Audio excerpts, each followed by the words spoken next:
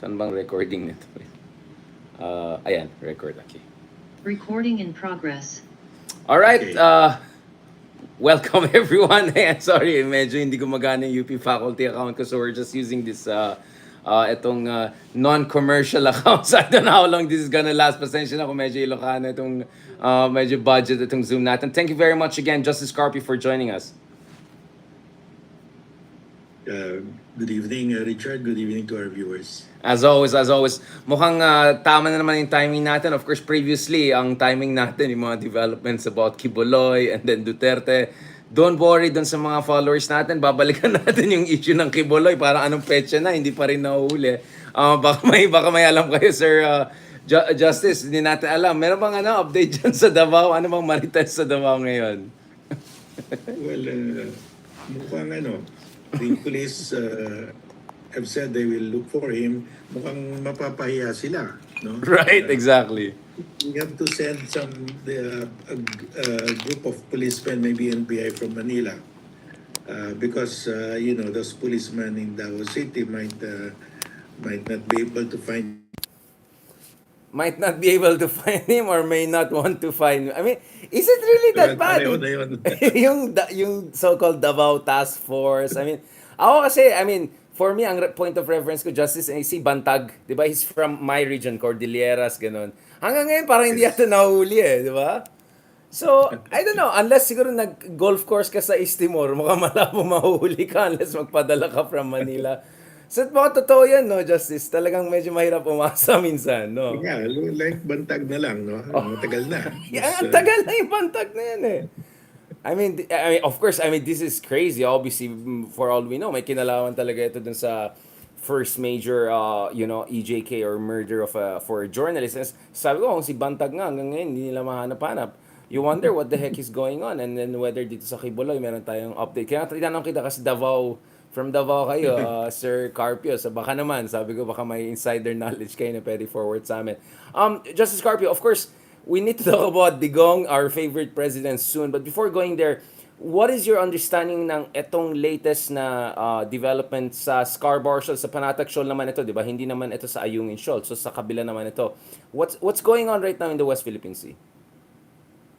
Well, I think from my perspective, this is part of the pressure of China because they're anticipating we will go to Reed Bank to survey and drill together with a joint patrol with the U.S. And this is part of their pressure to warn us that there will be the same treatment, no, when we go to Reed Bank. But really, I don't think they will do it because they were not able to do it to Malaysia and to Indonesia. So ibang klase yun because that's the open sea. It's not high tide feature. It's totally submerged. No, so that's a different category. But they will nevertheless try to intimidate us not to go to Reed Bank. Right. So we're looking at developments in Reed Bank, Ayungin Shoal, of course, previously, and also in Scarborough Shoal. So let's talk about Reed Bank and Scarborough Shoal more. Kasi last time, puro mga Ayungin Shoal tayo, which is, of course, important, pero balikan natin. What should be the strategy in the Reed Bank before we go to the Scarborough Shoal, Justice Carpio? Well, in the Reed Bank, we have to start our survey and drilling because that's a requirement to get the gas, no? And that's how Malaysia and Indonesia started it. And unless we go there to survey and drill, we cannot get the gas. So the first step is to survey and drill so that they know that they just need confirmatory wells, I think. So we can start getting. It takes 4 years to develop a Reed Bank because you have to put up the platform, put up the pipeline from Reed Bank to Malampaya. So we really have to start. We're already delayed, very much delayed. Yes. Justice, I want to go back to this kasi dun sa mga itago na natin sa pangalan ng mga makapili, ang parating argument nila, bakit tayo hindi katulad ng mga ibang ASEAN na napakabait sa China and ngayon kumukuha sila ng investments? Well, one of the things that they don't talk about is how Vietnam, Malaysia, Indonesia, all of them pushed ahead with various degrees of success dito sa kanilang energy exploration activities. Pwede natin isa-isayin ng mga yan. I mean, of course, it's just an overview without giving too much details para lang maintindihan ng ating mga kababayan na actually lumalaban itong mga kapitbahay natin. Tayo yung medyo kulelat ngayon, hindi yung tayo lang yung lumalaban at sila yung mabait sa China. So let's start for instance with first Malaysia, because I think Malaysia is the most notorious now because of Anwar Ibrahim doing his own Duterte lawyering for China, for the lack of better way of putting it. And then let's go to Indonesia, then of course Vietnam, which is the biggest one in terms of development of offshore drilling platforms.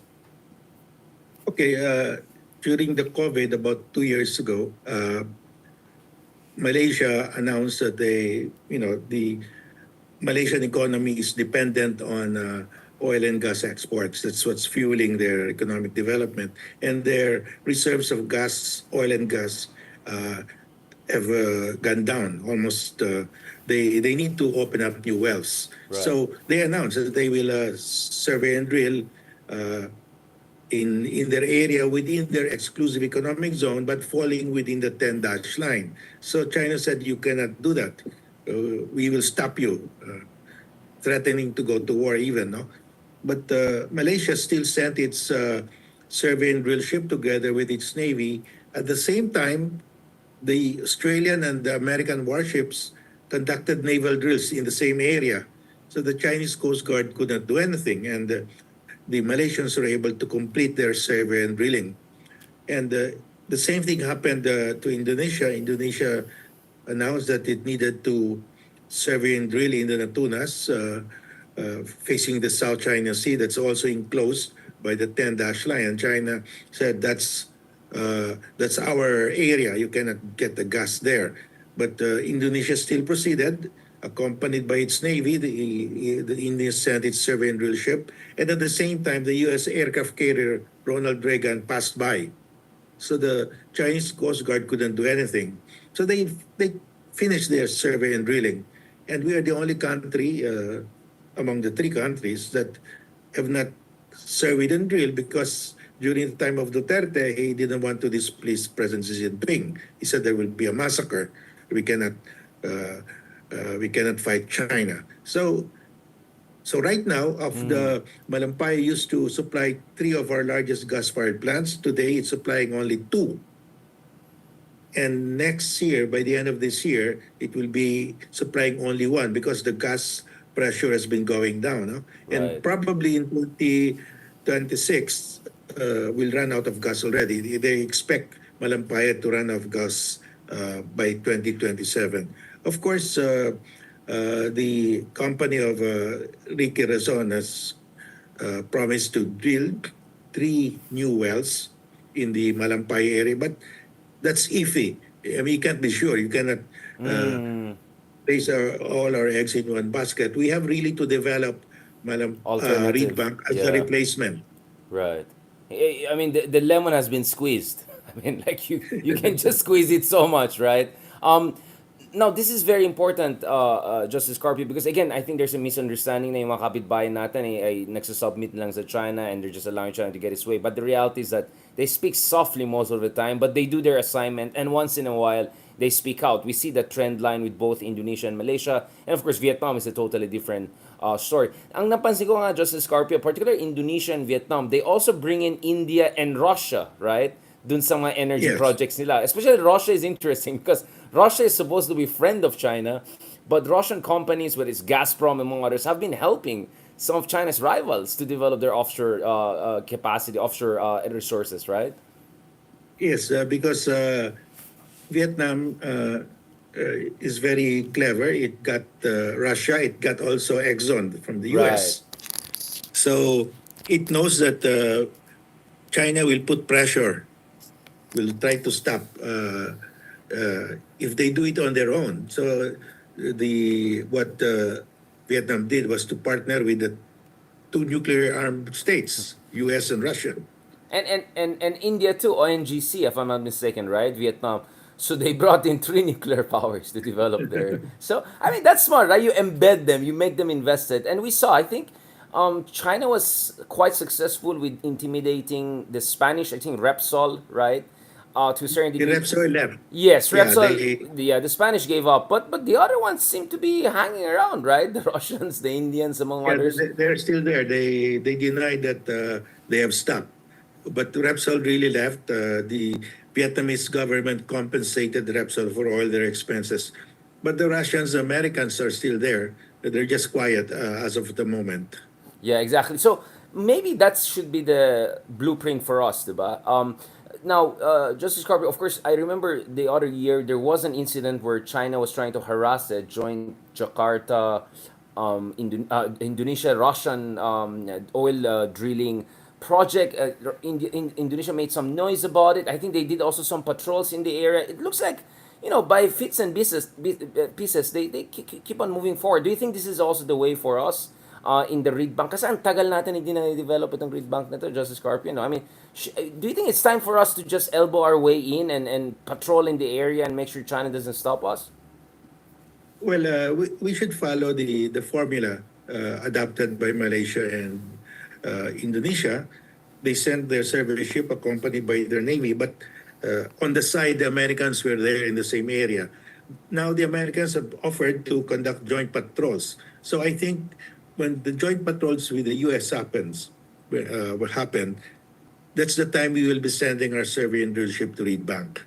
Okay. And I think it's going to happen soon. Right. So the moment of truth is arriving. Now, ang dahilan na sinasabi natin ito ay dahil ngayon napakainit at nakikita natin minsan pati yung mga malls, 'di ba? Nasa-shutdown na yung kanilang electricity. I think you can feel the power crisis even in the more privileged areas of Manila, admittedly, 'di ba? Nakikita ko minsan pati yung mga malls nag-shutdown na talagang ano tayo, hirap tayo in terms of power capacity. So, this is not only about sustaining our 6%, 7% growth. This is about just sustaining our basic needs, no?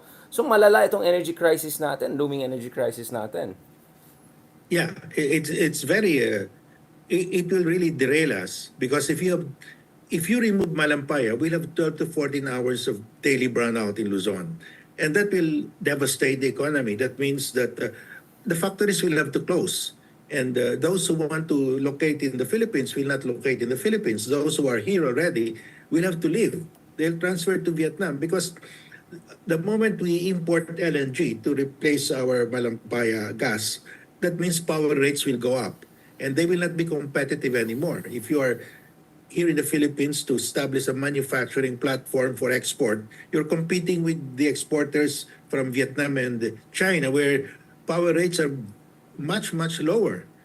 They're actually not imposing taxes on their Right. power plants. We're imposing maybe 200% taxes on our energy sector. No? So they will all leave because they cannot compete. I mean, the power cost in manufacturing ranges from 20 to 60% of your total cost. It's just not possible Yeah, for it's them just to too compete. much. Yeah, exactly. Especially for So that energy. means, Yeah. our drive now is to get more FDI, foreign direct investments. When the power outages happen, they will all leave. And of course, Justice Corbett, it is good for the Philippines to have power crisis and all, for certain countries, right? Because kung may power crisis tayo, may instability tayo. Kung may instability tayo, bababa yung popularity ng gobyerno. At alam natin sino magbe-benefit kung bumaba yung popularity ni Marcos, di ba? Heartbeat away na lang yung isa, di ba? I mean, let's be honest, right? I think, some people like status quo because status quo means disaster for the Philippines, for Marcos.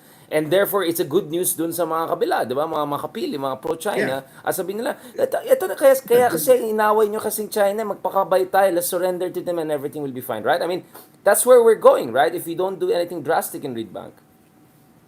Yeah, because if we cannot get the gas in Reed Bank, the economy will be devastated, and President Bongbong Marcos will become very unpopular. Right, right. That will happen. And So potentially we even need to get the overthrown or gas. something. I mean, yeah. I mean, this is crazy, right? This is crazy. Now, Justice Garvey, so what you're saying is that soon we might find out some drastic moves by us to unilaterally develop what is, well, legitimately ours. Unilateral in the sense that wala na yung mga joint exploration, joint development, yung mga ganon hanash na ni Digong, di ba? Mukhang wala na yun, deads na yun, di ba? Yung mga Yeah, ganyang discussion. that's Yeah. yeah, because we signed an MOU with them. Remember during the later part of the Duterte administration, and we agreed. Okay, we will jointly cooperate But at the last minute, they said they wanted two things removed from our service contract, that because the service contract says whereas the oil and gas belong to the Philippines, they wanted that removed. Right. And the second provision they wanted removed was that the service contract says the contract shall be governed by Philippine law. They wanted that removed. So practically, they want us to violate our constitution, and they want to reverse the arbitral award. Of course, we could not allow Right. that. Big no yan. Big no yan. So you're cautiously optimistic that we may soon move because we're just desperate. I mean, we lost all of those years, di ba? I mean, Justice, right? Because it's long overdue. Yeah. And remember, it takes 4 years. And we Yes. are now almost in the second year of the Marcos administration. And if there is still no light at the end of the tunnel when we have our 2028 elections, then whoever is the candidate supported by President BBM will have a hard time. He cannot Right. anoint his successor. Exactly. So my long term, again, this will help the other side, right? Especially the pro-China That's right. side, right? That their narrative na yan kasi inaway niyo yung China kung sana anong term ni Digong co-ownership, right? I mean, ewan ko yung conjugal understanding niya. Ewan ko talaga kay Digong na yan. So that's why it's very important. So I think even if we start this year, because we lost all those years under Digong, there's gonna be a transitional phase na medyo Yeah. masakit, diba? Yeah. So unfortunately, We the will damage has been quite done. It's just a matter of making sure hindi mag-hemorrhage yan. That's right. There is a gap because it takes 4 years to develop Exactly. feedback. So we will suffer in the meantime. But once they know that we are getting the gas, I mean, people will be happy already.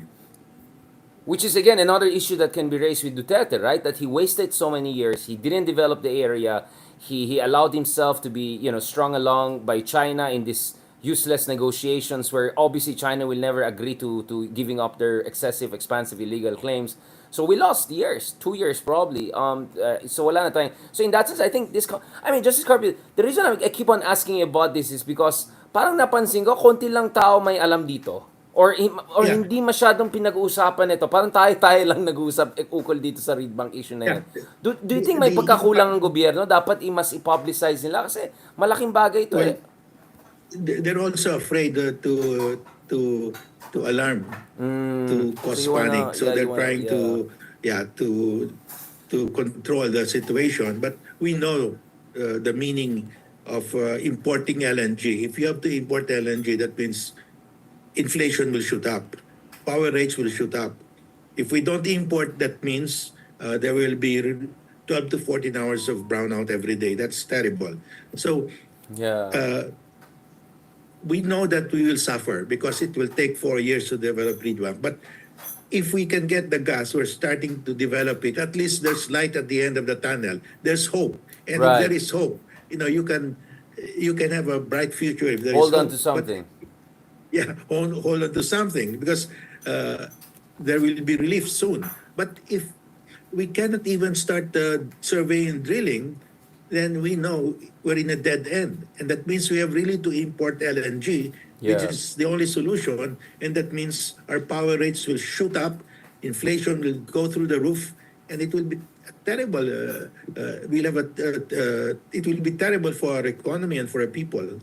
Um, so, thank you very much, Justice. Actually, ako, ang concern ko is, kailangan ba rin natin mag-ingay? Because for all we know, baka gusto ng gobyerno na quietly nila i-address ito. Baka, in terms of optics, better, we just do the right thing quietly like our neighbors. Don't you think maybe, Well, I know they're preparing. yun nga I know eh. they're Oo, preparing. yun nga Yeah, eh. they're preparing because if you notice, the joint patrols started off the coast of Palawan, moving towards the Reed Bank area. So, I mean, you just have to assume they're moving because Yeah. if they're moving, then we're in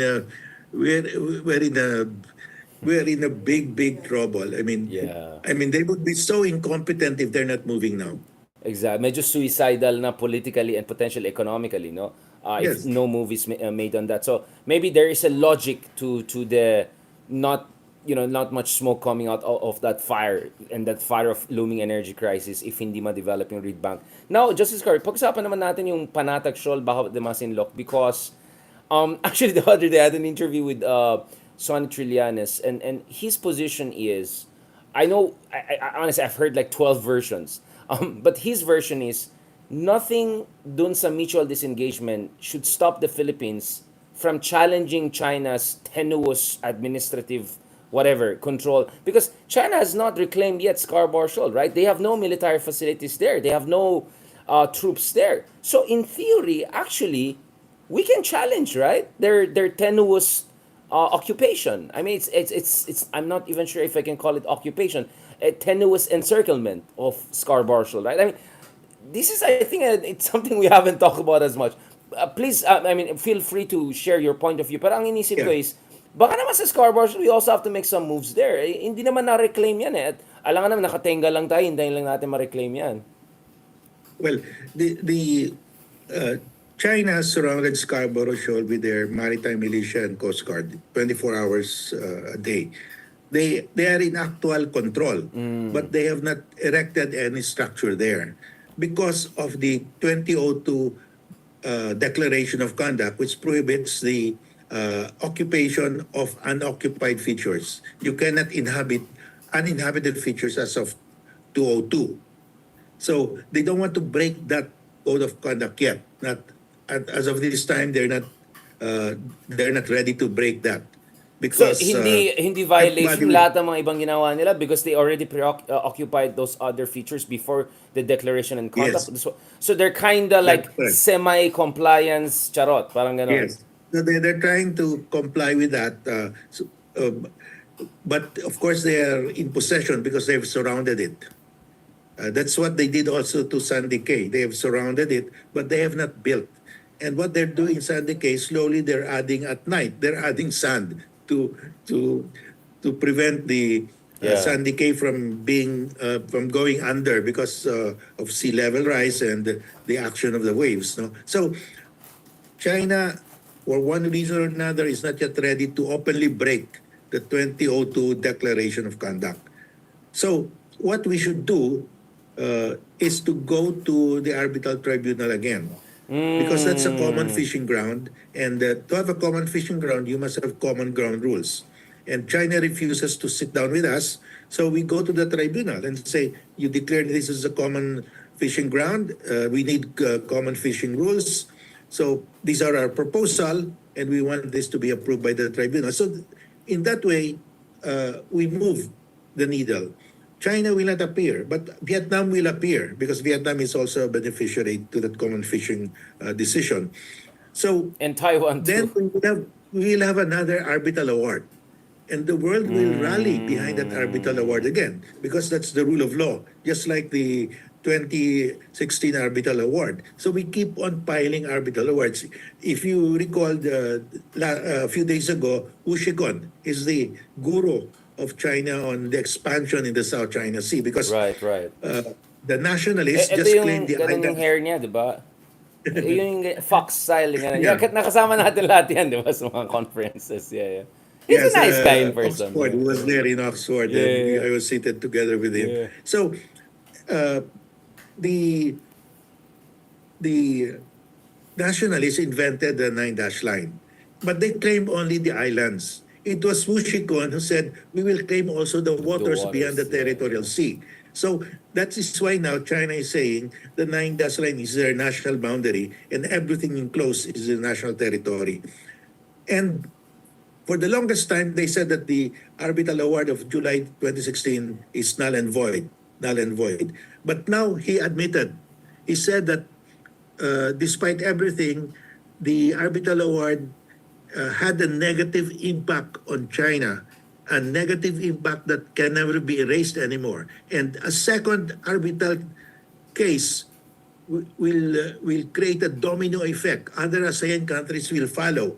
And of course, the rest of the world will support us also. So they are in dread of a second arbitration case. Interesting. So he recommended to his government, Interesting. please stop the Philippines from filing another case. Can you just Right. imagine that? Right.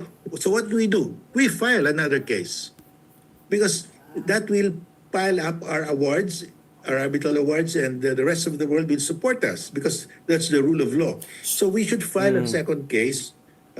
DOJ is planning to file a second case for the destruction of the marine environment in Escoda Shoal and Rosal Reef, we will add the common fishing ground rules uh, in Scarborough Shoal. Plus, we will add the dangerous maneuvers. When they water cannoned a few days ago our Coast Guard and before vessel.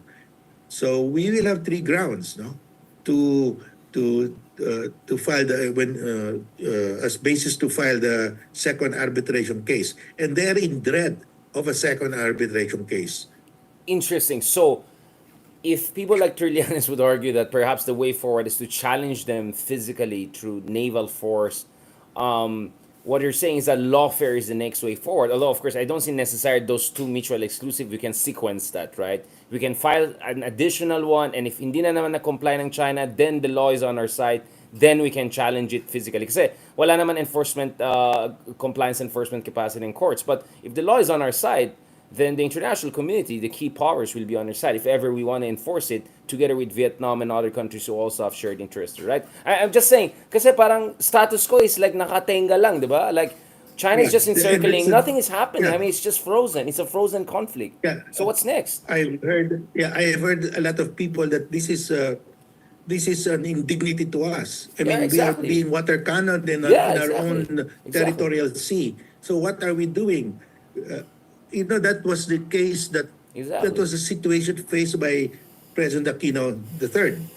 When China seized Scarborough Shoal in 2012, he was the commander in chief. Philippine territory was invaded because that's Right. territory, it's high tide. And normally you send your navy to retake the Scarborough Shoal, but of course we were outnumbered. We were numbered by about 20 to 1, 20 Chinese vessels against one of our vessels. So he had to do something. And that's when that something was filing the arbitration case. We are in the same situation. We have to do something. Because otherwise, the people will say, ano, binubugbog na lang tayo sa Yun nga sarili eh, nating exactly. territorial waters. Yeah, exactly. Yun So nga we eh. have to do something. We have to file a case. Because our pride as as Filipinos is being hurt now. Because it's like we are being slapped and we just offer our left cheek and right cheek to be slapped. We will file another case, and they dread that filing of another case. We will do exactly what they dread. Yun nga, because I always say, kausap ko rin si both Commodore Tariela and Trinidad over the past 48 hours or so. And my point is, we have to be David, hindi kawawa. But David was smaller than Goliath, but hindi siya kawawa. I mean, he was a warrior, he was smart, he had the weapons, di ba? Or, you know what I'm saying? So I think ang problema dito is, minsan mukha tayong kawawa, hindi tayo mukhang underdog na may laban. So dapat we remind the world na lumalaban tayo at may laban tayo dito because this is also psychological warfare, right? In a way. Yeah, if you just put it in perspective, the award now is the rallying point of all the naval powers, the US, EU, Right. Japan, because of that award. That's the symbol of international law. They want to preserve that. So we keep on piling these awards to strengthen their support for us. Because if we go there to Scarborough Shoal with our Navy, that will just create tension, and they will be in a quandary whether it's the right thing to do. If we go to the arbitral tribunal, then they will be very happy because that follows international law. Which obviously, Justice Carpio raises some weird scenario because you have a president who talks about rules-based international order, who is implying that we might go for lawfare, as DOJ puts it. You are supportive of it. And when it comes to ICC, I know again technically they're different, but the ICC is also about rules-based international order, right? That you cannot just go and mass murder your own citizens. So don't you think at some point there has to be an alignment there whereby you cannot pick and choose? Because that's what China is doing. China is pick and choosing, right? So if you want to have the moral ascendancy, you want the international community behind you, you have to show that you're consistently on the side of a rules-based international order, which includes international humanitarian law, hindi lang United Nations Convention Law of the Sea. I mean, this is where I see things are a little bit tricky, right? If the Marcos administration continues with its current, stance. Yeah, I think there will be some adjustments later on. Once the warrant of arrest is issued, if it is issued against all of them, including the vice president, because she's also being named there, no? So the position of the government could still change. So it's not. I don't see it as being set in stone. Or the stone is melting slowly, slowly. I mean, let's be honest. I think it's more like melting of Yeah, this, parang drop on because the rock. what Duterte is doing is threatening the president, the incumbent president, Yeah, and you just don't threaten the incumbent president that, you resign or I will lead the nation, rally against you. I mean, you don't do that. I mean, he is the sitting president. right, I mean, if you have anything against the president, sue him in court. Do it the legal way. right. Is But it big? do not threaten him with mass rallies and so on, or hint of you know what he said in his conference, that there might something there that we could implode. Very, very dark Yeah, hints. I mean, it's incitement to rebellion almost, right? Or something worse, right? I mean, just to put it very nicely, are Duterte's the proxies of China nowadays? I mean, saan galing yung tapang na yan to challenge Marcos so openly? Is it because may amo sila na malakas na sumusuporta sa kanya? I mean, are we already in that situation when the lines are clear? Or I don't know, are we still pretending that, everything is normal factional politics? Well, it's very clear Duterte heads the pro-China, anti-America uh, position. And that position is really anti-Filipino. Because if you are pro-China in the West Philippine dispute, that means you're willing to give up our sovereign rights. So he uh, he is the pro-China symbol, and he has accepted that when he started his Maisog rallies. The Maisog rallies is supposed to be their nationwide rallies to say no to this pivot to the To U.S. proxy war. To proxy Yeah, war. it is a proxy. But it's that our the core issue in the South China Sea is China is grabbing our island territories and maritime zones. It's the only country in the world that is invading us. The dispute really is between the Philippines and China. It's not a China-US dispute. Right. We just happen to ask the US to help us because it's our treaty ally. Because we cannot fight China On on our our own. own, exactly. Let's Pero be yun ang gusto honest. ng We China, di ba, cannot. Justice Carpet? Gusto tayong susuloy ng China at yun ang exactly yung gusto ng mga makapili na Yeah. magpasolo tayo sa China, which wala tayong laban, di ba? It's gonna be, it's not a fair Can you fight. just imagine, Richard, if today the US and its allies will withdraw from Yeah. the South China Sea, tomorrow the 10-dash line becomes a national boundary. Ubus tayo. Our EEZ will disappear. It will be part of the 10-dash line if the US will withdraw. It's as simple as that. But if China today will recognize our EEZ under international law, there is no more dispute. We don't need the EDCA sites because if China will respect our exclusive economic zone, allow us to get the gas in Reed Bank, which is within our EEZ, we don't need the EDCA sites. So it's really China's move to grab what is ours that's forcing us to get help from our allies. Our hands is forced. We are being defensive, really. I mean, we don't want. Yeah, I think the it's president really was a clear about defensive it. move. China doesn't want us to go to ask the support of the US, and that means it will be purely China against the Philippines, and it's no match. I mean, we want last a day. Actually, there's may nagsa-circulate na Justice Carpio, by the way, yung sinabi ko na Ilocano tong Zoom natin, patapos ito. I'll send you another link because I want to have a short Yeah. follow-up on Duterte's and Kibuloy and all. But before this free non-business account runs out of its first 40 ang bilis ng 40 minutes, Justice. Ito, nakita ko itong anime na it's a picture of different ASEAN flags.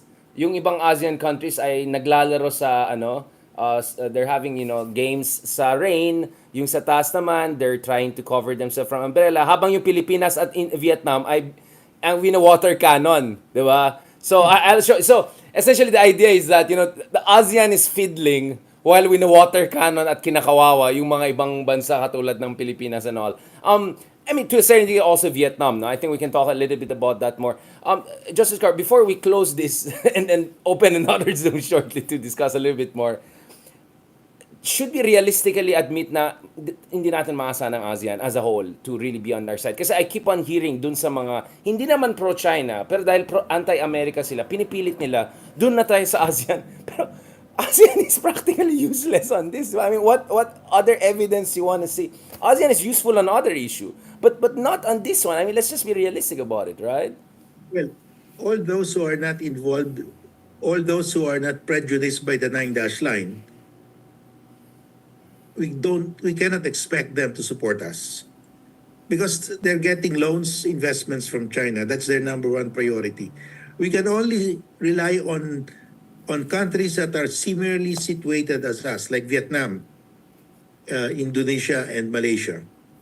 Brunei is too small to make a difference. And even the Malaysia is a bit questionable. We'll discuss it very shortly. Yeah. I'll send you the new link. Justice Carpio, Yeah, naupos na Malaysia, itong libreng because Zoom. Malaysia, they already got what they wanted. Right. They were able to survey and drill, and that's why Anwar said we don't have a problem with China because they already Solved na got sila. what they. Solved na sila. Thank you so much, Solved Justice na Carpio. sila. I'll get back to you. Paubos na itong link natin. I'll send you a link very shortly. My apologies for that. Ang bilis pala ng Yeah. 40 minutes. I'll get back to you because we need the last part dito sa episode natin to discuss a little bit more about Duterte and then a little bit about Kibuloy to close off this. Okay. Thank you very much, Justice. Okay. Sorry guys, etong no, yung account ko na yung account ko ng UP account ko, yung faculty account, for some reason hindi siya gumagana. So I'm trying to figure out.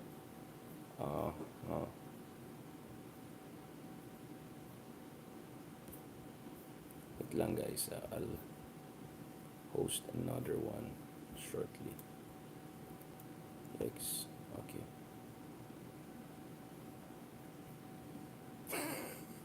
Mahal kasi mag-register ng sariling Zoom account.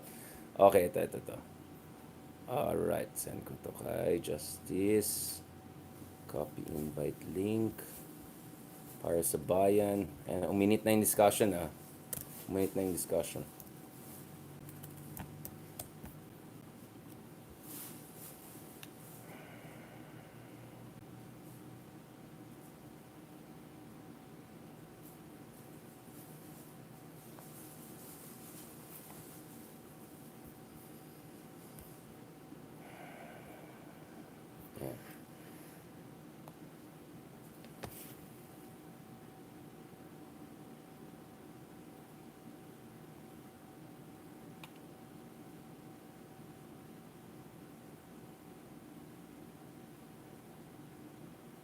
Ayan.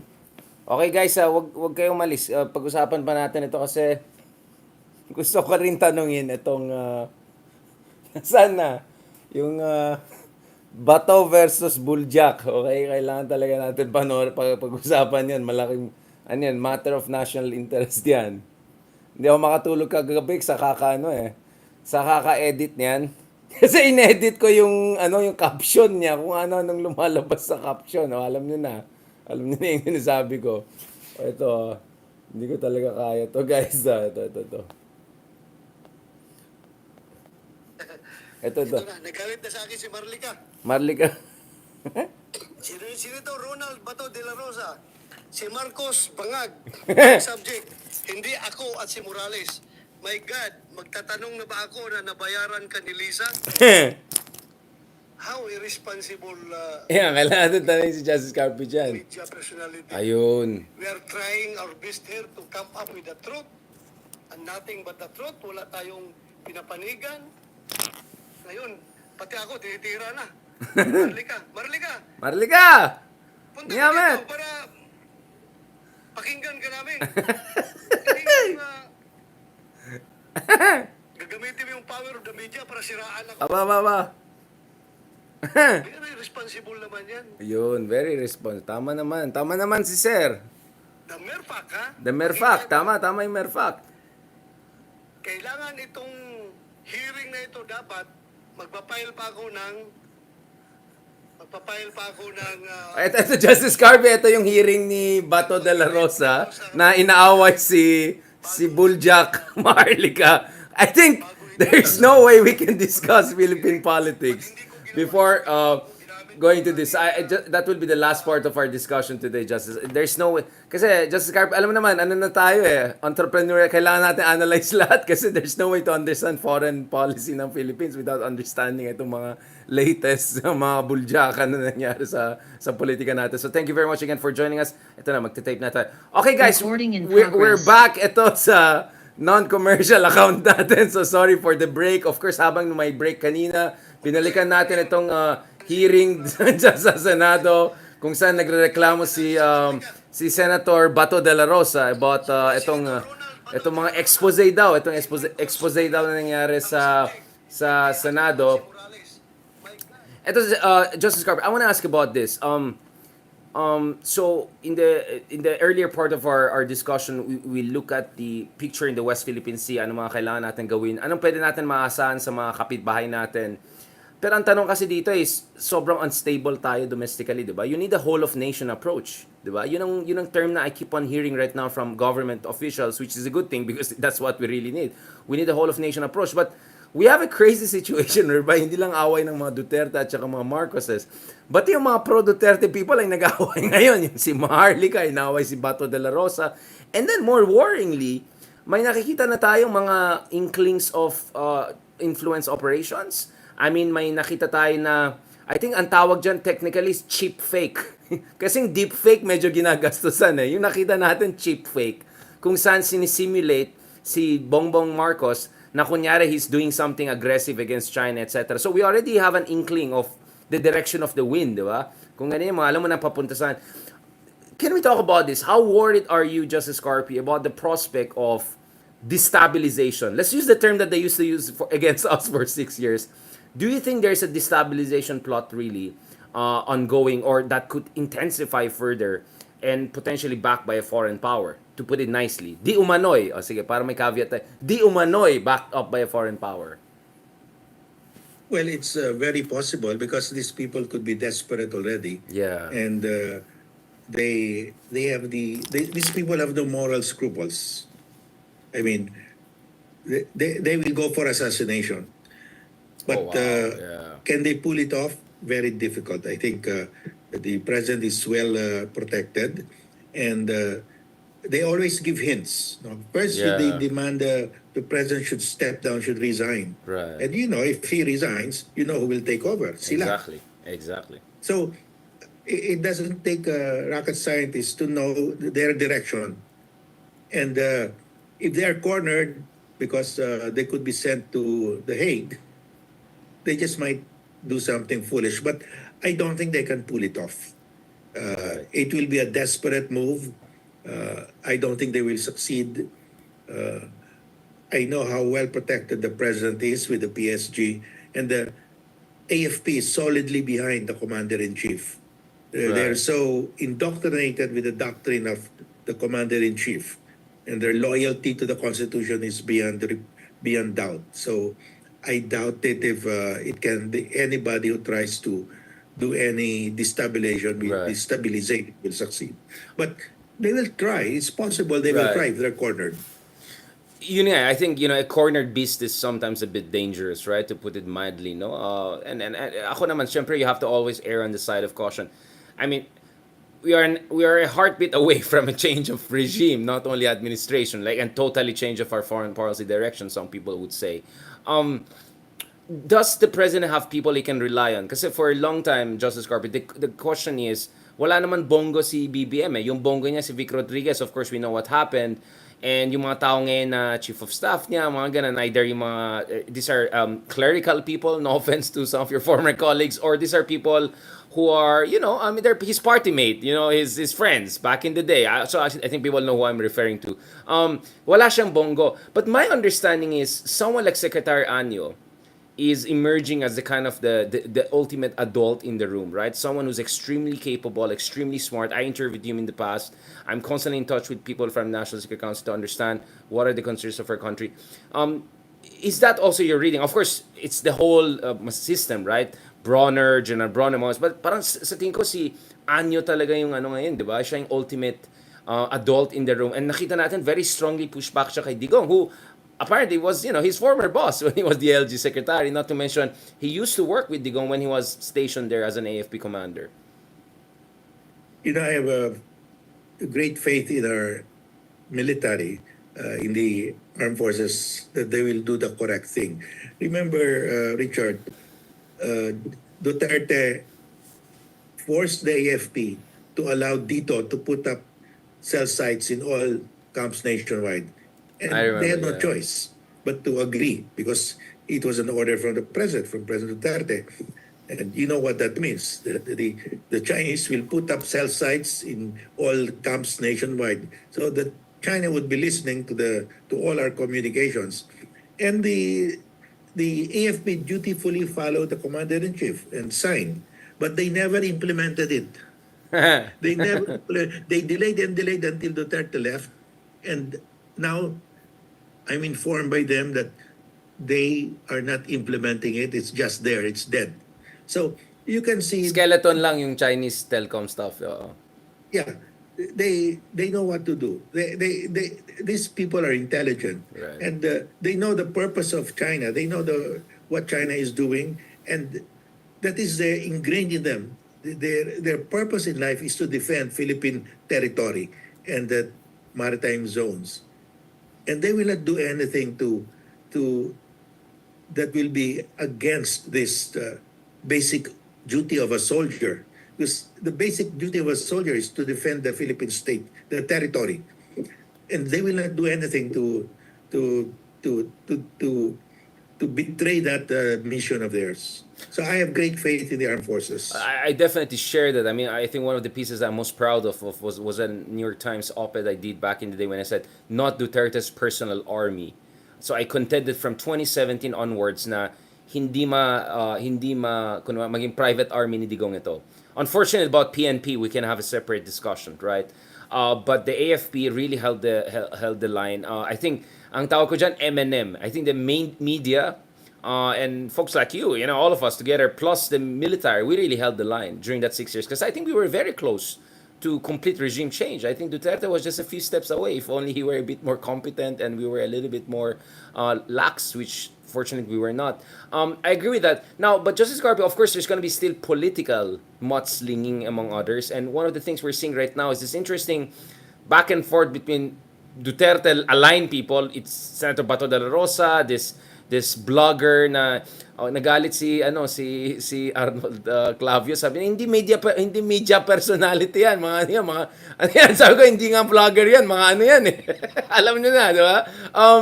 Hindi People media that paid house. hindi yan media personality, hindi rin vlogger. Wag niyo naman insultuhin yung mga vlogger na rin ako.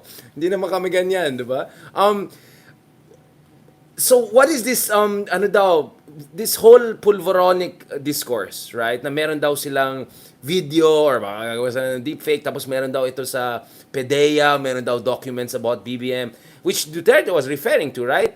Do you think something is going on there? I mean, or do you think divided din yung mga DDS, I'm sorry, mga kapili, whatever you want to call them, on how to approach? Because this is dangerous. I mean, if you're gonna go there and try to implicate the president on this, the hammer will come down, right? Well, if they have any evidence, they should have brought it out already. I don't think they have anything. And Justice, where do you think the investigation will go when it comes to the gentleman's agreement, the whole Marites and about it? Do you think that's something that could also be, I don't want to use the word used, but maybe they're also desperate, not only on the ICC issue, because pwede na sila mapin down dito sa, well, allegations of treason. Of course, wala tayong treason law for peacetime, but, the gentleman's agreement could be very much contrary to our national interest. So if you look at the resolution of the Philippine Congress, it more or less says it was contrary to our national interest, if ever true. Yeah, there's a provision in the anti-graft law that you're liable for anti-graft if you do anything that injures the government, that causes undue damage to the government because of your inexcusable gross negligence or manifest bad faith. And it could fall under that because that's causing undue damage to the government because we will lose our part of our EEZ to China. I mean, when you agree that we will not repair Sierra Madre, that means that you will allow it to sink, and then we will have to leave the area because we will lose our outpost. That's the meaning of that. Right. So he could be held liable for that. Even if he's not a sitting government official anymore, what kind of Yes, penalties are we because looking the at? prescriptive period for that is 20 years. Ah, okay, so it goes beyond their tenure, right? So Yeah, what kind of yeah, punishments are we looking at just in case if held 6 accountable? to 10 years. Oh wow, not bad. Just in case, I'm just saying, not bad. I mean, if ever hindi ma-ICC, dadalhin dun sa kabila, pwede naman dito, di ba? I mean, I'm just saying, the walls are closing in, right? If you're in that camp, right? Things are not looking that good for them. Kaya nga sabi ko, baka desperate na mga to, magde-deepfake mga to, mag-chip fake mga to, kung anong gulo na mga gagawin nila. Thank you so much, Justice Carpio. I think this was a very extensive discussion. Ayokong pilitin, I want to talk more, but I'd rather come back to you later on because I'm sure you have a lot to also deal with. Lastly, again, balikan natin yung ano mo, yung Davao, ano mo. Do you think our good AFP should also step in and deal with the Kibuloy issue? Kasi mukhang, totoo ba na si Kibuloy, may mga tinitrain sila ng mga military army people? May nakita akong mga ceremony na parang yung academy ni Kibuloy ay tumutulong dun sa mga gusto magsundalo. I mean, what's the score there? I'm seeing a lot of stuff there. I mean, ano ba nangyari Well, dyan? I don't know. I haven't verified that, but I think the NBI the DOJ should send the NBI to Davao to look for Kibuloy because you cannot rely on the police there. And to what degree is the Kibuloy saga important on the potential fall of the House of Duterte? Kasi are they, I mean, in a way, right? I mean, kung hindi mahuli-huli si Kibuloy, in a way, he's just gonna be a easygoing fugitive.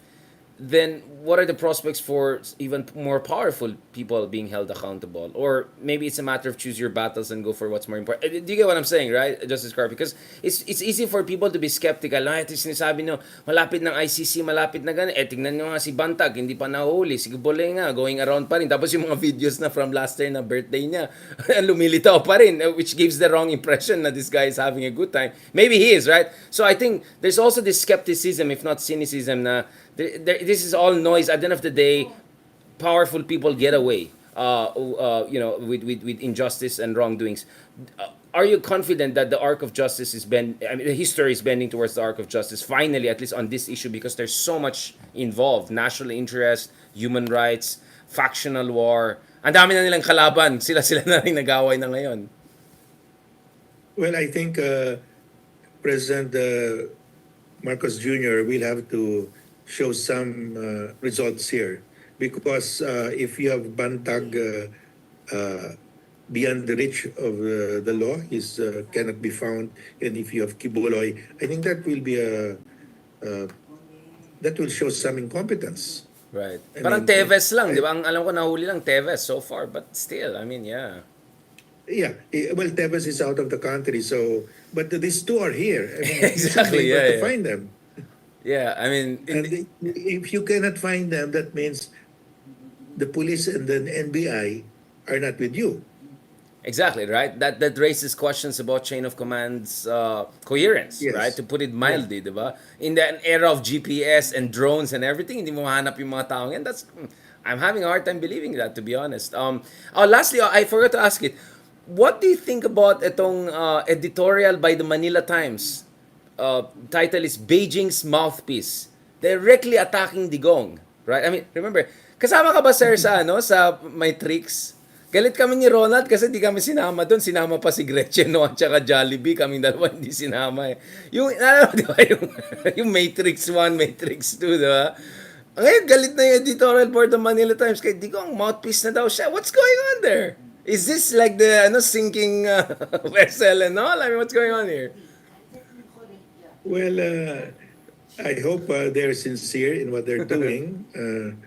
But, on the other side of the world, you have a lot of people now leaving the political parties and joining the party of the president.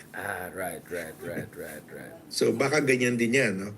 So we'll have to look and see.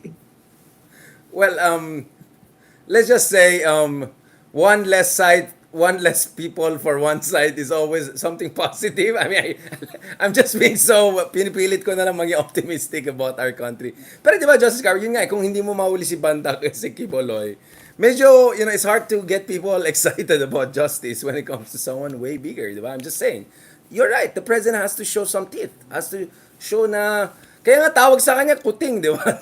Nung vlogger scammer na yan, kuting ang tawag sa dapat tigre. Tigre ng Norte. Dapat pakita siya ng ano, di ba? You know, I'm sure they can find these two if they want to. The police, they know where they are. So it's sad if they could not be arrested. Or maybe may 3-in-1 package na mangyari. Justice Carpio, isabay silang lahat. Baka naman, dahil Ilocanong presidente natin, wait lang, magastos, i-3-in-1 na natin, isang araw na natin silang huli. No? So alam niyo na sa inyong third para kompleto yung 3-in-1 natin.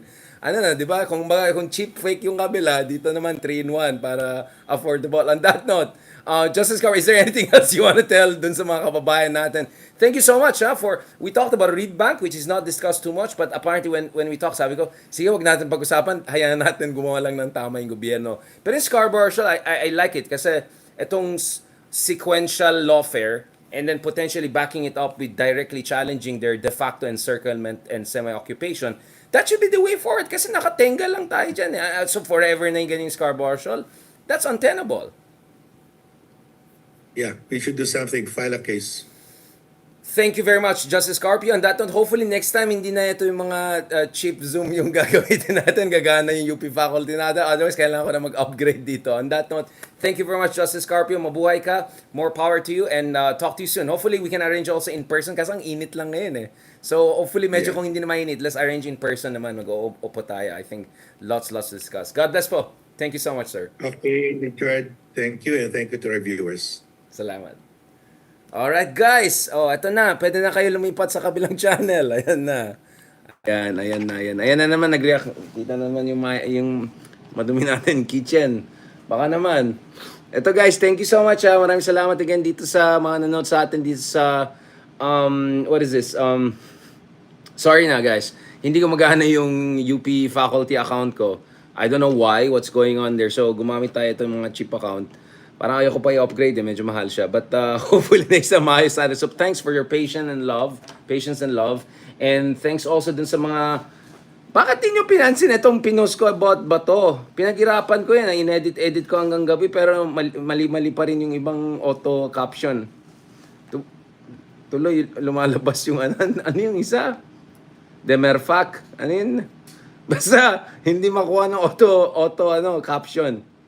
Ulitin natin para sa bayan to. Sino to? Ronald Bato de la Rosa. Ito na.